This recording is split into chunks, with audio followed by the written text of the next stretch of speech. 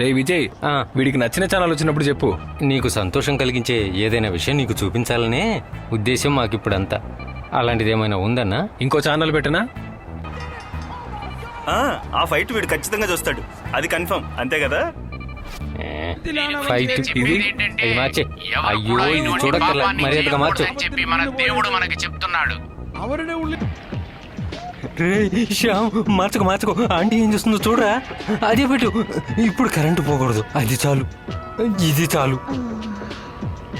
వీడి మనసు చెప్పేది నాకు వినిపిస్తుంది. నాకు వినిపిస్తుంది. ఎవరా అది?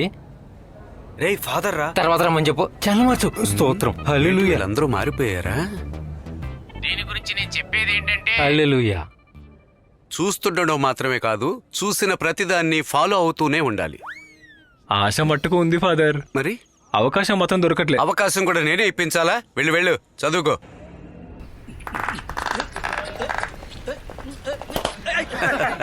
దూరం జరుగు. రేయ్, వీడిని ఇలా తీసుకొని తిరగడం మంచిదే. ఇంకో 10 రోజుల్లో ఎగ్జామ్స్ వస్తున్నాయి. బాగా చదువుతున్నారా? మీరు చూస్తూ ఉండండి, మేము ఎగ్జామ్ రాస్తాం, శ్యామ్తో కూడా రాయిస్తాం. నువ్వేనా?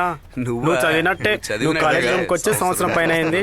కదిలే రోజులు చదవడానికి, శ్యామ్ని సంతోష పెట్టడానికి రోజులు గడిచిపోతుండేవి. అన్నిటికీ ఇవన్నీ కూడా చేర్చుకున్నాం.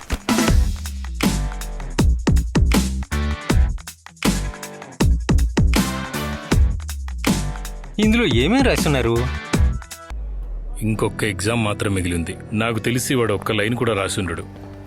కానీ వీళ్ళు చేసే ప్రయత్నం వల్ల వాడు కోలుకునే అవకాశం 10% ఎక్కువ ఉందని డాక్టర్లు అన్నారు. దానివల్ల ఇంకో ప్రయోజనం ఉంది. బుక్కు కూడా తెరవడం రాని స్పోర్ట్స్ కోటాలో వచ్చిన వాళ్ళు కొంచెం సుమారుగానే రాశారు.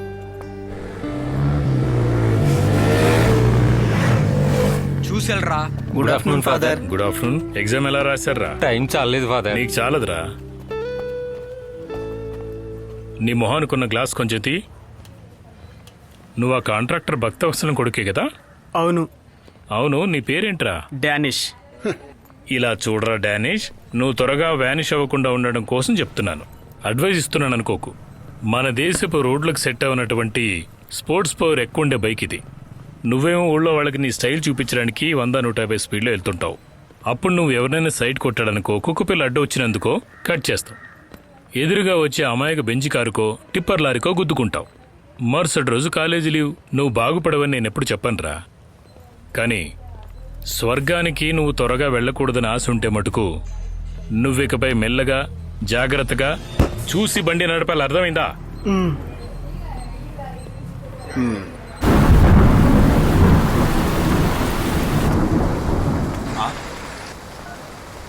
గుద్దేసి వెళ్ళిన కార్ డీటెయిల్స్ అన్ని దొరికాయి.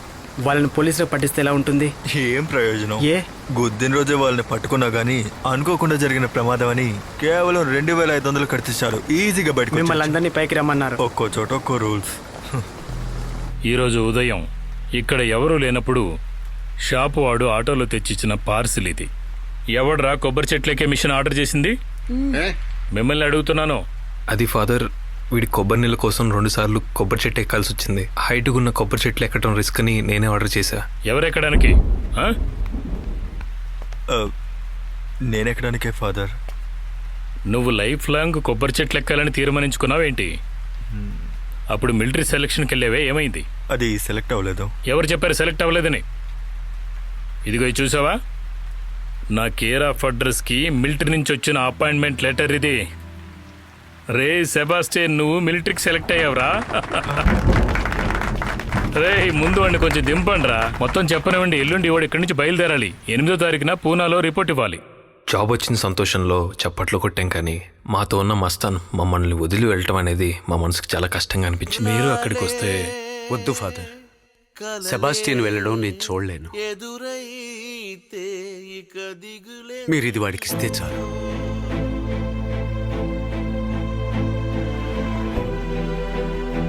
వెళ్ళొస్తాను. ఇలా చూడరా, వార్డెన్ ఫాదర్కి ఒంట్లో బాలేదు. నీకు ఇది ఇవ్వమన్నారు.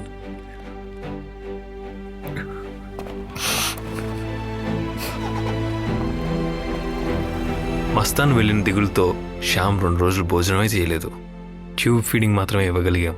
ఇది తెలుసుకున్న వాళ్ళ నాన్న బాధపడుతున్నారని చెప్పి ఇక్కడ రావద్దని సర్ది చెప్పాం. శ్యామ్ని గుద్దేసి వెళ్ళిన కార్ డీటెయిల్స్ దొరికాయి. వాళ్ళ నెంబర్కి ఫోన్ చేసి క్లిచ్చర్ తిట్టాడు. ఆ రోజు నుంచి వాడిని లేపేయాలని చెప్పేసి ఇక్కడ ఉన్న ప్రతి ఒక్కళ్ళు అనుకున్నారు. రే అని కూడా చెప్పింది వాడిని ఎలాగైనా ఏదో ఒకటి చేయాలని. పెద్ద ర్యాలీ కార్ తీసుకొచ్చాడు. వాడిని లేపిన తర్వాత ఇంకేదైనా. ఫోన్లో వాని శ్యామ్కి క్షమాపణలు చెప్పమనే కదా అడిగాం. దానికి వాడు నోటుకొచ్చినట్టుగా తిట్టాడు. బాబాయ్ చెప్పాడు వాడిని లేపేయడానికి ఫుల్ టీంతో వస్తానని. అలాగైతే ఇంకా మనం ఇక్కడ కూర్చొని ఏం ప్రయోజనం? వీన్ని మాట్లాడించడానికి అది చేస్తాం ఇది చేస్తాం అని ఇప్పుడు చెప్తారు, కానీ అక్కడికి వెళ్ళిన తర్వాత ఖచ్చితంగా తన్నులు తింటారు, తర్వాత కొడతారు. ఆ తర్వాత ఫాదర్ దగ్గర పోలీస్ దగ్గర నేను సమాధానం చెప్పాలి. నేను చెప్పాల్సింది చెప్పాను. వాళ్ళు లేపేయాలని నేను అంటున్నాను. శ్యామ్కి థ్రిల్ ఇవ్వడం కోసం వెళ్ళేటప్పుడు వాడిని కూడా తీసుకెళ్లాలని గర్ల్స్ ఒక సజెషన్ చెప్పారు. ఇంకా లేట్ చేయకుండా నెక్స్ట్ డే ఒక గుంపే బయలుదేరింది.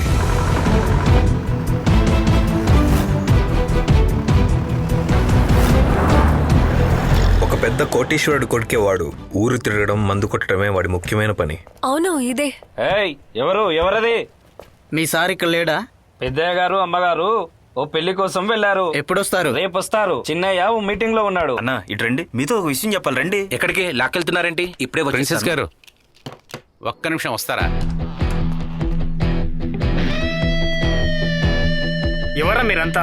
ఈ పోలియో పేషెంట్ ని తీసుకొచ్చారు. రే ప్రిన్స్, పోయిన 1వ తేదీ నువ్వు మందు కొట్టి ర్యాలీ కార్లో సర్కస్ చేస్తున్నప్పుడు పట్టుకుంది వీడికి పోలియో. అదే యాక్సిడెంట్. ఓ అది మీరేనా?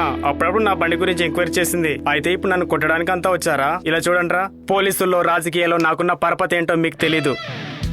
అంతవరకు ప్రశాంతంగా ఉన్న ప్రతి ఒక్కళ్ళకి కోపం వచ్చేలా మాట్లాడాడు. గర్ల్స్ బాయ్స్ అందరూ కలిసి వాడి తుక్క దొరకొట్టేలా కొట్టేశారు. ఇంకా వాడిని కాపాడటానికి వచ్చిన ఫ్రెండ్స్ కూడా కుమ్మేశారు.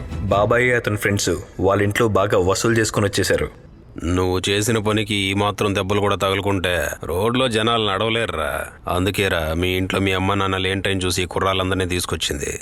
ఇంకోసారి నీ తెలివి చూపించడానికి రోడ్డు ఎక్కావో కాళ్ళు నరికి పారేస్తాను. రండ్రా. ఇలా చూడరా, మేము హాస్టల్ నుంచి ఫోన్ చేసినప్పుడు నువ్వు మాట్లాడిన మాటలు ఉన్నాయి చూడు, దానికే నిన్ను లేపేయాలి. వదిలే ఎలా చూస్తున్నాడో చూడు. అర్జున్ వాళ్ళ నాన్న వాళ్ళ ఫ్యామిలీ మెంబర్స్ అర్జున్ని కలవటానికి వస్తున్న విషయం ఫాదర్ని అర్జున్కి చెప్పమని చెప్పారు. వాళ్ళని కలవటం ఇష్టం లేకే అర్జున్ వాళ్ళ మావయ్య వాళ్ళ ఇంటికి ఆ రాత్రి వెళ్ళిపోయాడు. ఇక వాడిని వెతికి ఏ ప్రయోజనం లేదు. వాడు రాత్రి వెళ్ళిపోయాడు.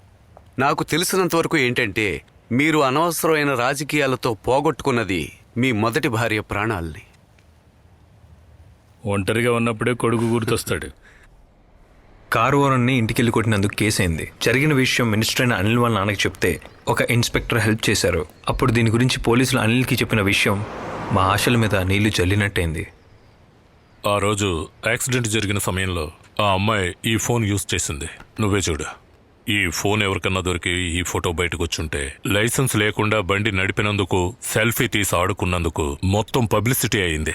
ఈ కేసులో అమ్మాయి ఇరుక్కుంది. ఇంకా చెప్పాలంటే ఇన్సూరెన్స్ రావడం శ్యామ్కి కష్టం. దురదృష్టం శ్యామ్ను వెతుక్కుంటూ వచ్చింది. అది వాడు కూడా మెల్లమెల్లగా తెలుసుకుంటున్నాడు. హాస్టల్ నుంచి కొంతమంది వెళ్ళటం చూసి ఇకపైన నాతో పాటు ఎవరుంటారని చెప్పి బాధపడ్డాడు. కానీ మేము వాడి విషయంలో ఒకే నిర్ణయంతో ఉన్నాం. వీలైనంత వరకు మేము వాడిని అన్ని గుళ్లకు తీసుకెళ్ళాం. మళ్ళీ వాడిని పాత శ్యామ్లా మార్చడమే మా యొక్క లక్ష్యం.